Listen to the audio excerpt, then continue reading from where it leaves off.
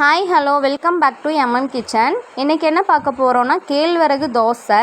அதுக்கு 1 கப் அளவுக்கு கேழ்வரகு, 1/4 கப் அளவுக்கு உளுந்தெடுத்து நல்லா கழுவி எடுத்துக்கலாம். ஒரு 2லேருந்து 3 தண்ணி விட்டு கழுவி எடுத்துக்கலாம். ஏன்னா அழுக்கு நிறையா இருக்கும். இதில் பாருங்கள், கையை வச்சு கழுவும் போதே தெரியும் அழுக்கு மேலால் மிதக்குது பாருங்கள், குப்பை மாதிரி. நல்லா கழுவி எடுத்ததுக்கப்புறமா ஒரு 1/2 டீஸ்பூன் வெந்தயம் எடுத்திருக்கேன் நான். அடுத்து 1/4 கப் அளவுக்கு பச்சரிசி எடுத்திருக்கேன். பச்சரிசி நான் கழுவி காய வச்ச பச்சரிசிங்கிறதுனால கழுவாமல் டைரெக்டாக போட்டிருக்கேன். நீங்கள் கழுவாமல் வச்சுருந்தீங்கன்னா கழுவி போட்டுக்கோங்க. அடுத்து ஒரு மிக்ஸி ஜாரில் போட்டு நல்லா அரைச்சி எடுத்துக்கலாம். ரொம்பவும் பேஸ்ட்டாக அரைக்கக்கூடாது, கொஞ்சம் கொரகொரன்னு அரைச்சி எடுத்துக்கலாம். அரைச்சாச்சு. இப்போ ஒரு பாத்திரத்தில் ஷிஃப்ட் பண்ணிக்கலாம். மிச்சம் இருக்க கேழ்வரகையும் போட்டு அரைச்சி எடுத்துக்கலாம். இது கூடவே ஒரு 1/4 கப் அளவுக்கு சாதம் போட்டுக்கலாம். அவல் இருந்ததுன்னா அவலை ஒரு 10 நிமிஷம் ஊற வச்சு சேர்த்துக்கோங்க. என்கிட்ட அவல் இல்லை, அதனால் நான் சாதம் சேர்த்துருக்கேன். அவல் இருக்கிறவங்க அவல் சேர்த்துக்கோங்க.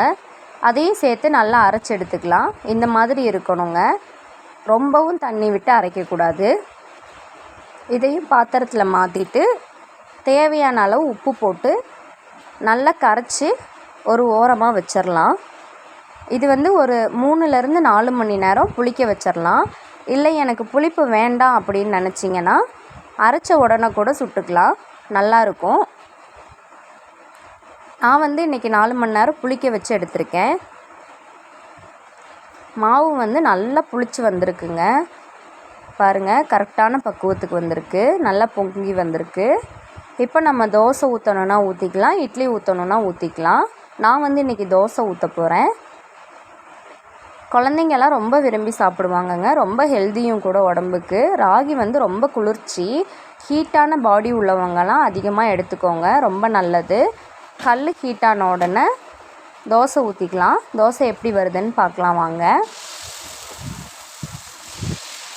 மெலிசா வேணும்னாலும் ஊற்றிக்கலாம், கனமாக வேணுனாலும் ஊற்றிக்கலாங்க, அது உங்களோட விருப்பம். நான் இன்றைக்கி மெலிசா ஊற்றிருக்கேன்.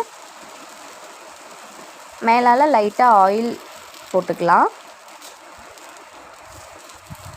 பாருங்கள், கொஞ்சம் கூட கீழே ஒட்டவே இல்லை, தோசை சூப்பராக வருது. நான் சொன்ன அளவுக்கு நீங்களும் ட்ரை பண்ணி பாருங்கள். தோசை ரொம்ப சூப்பராக வரும், சாப்பிட்றதுக்குமே ரொம்ப டேஸ்ட்டாக இருந்துச்சுங்க.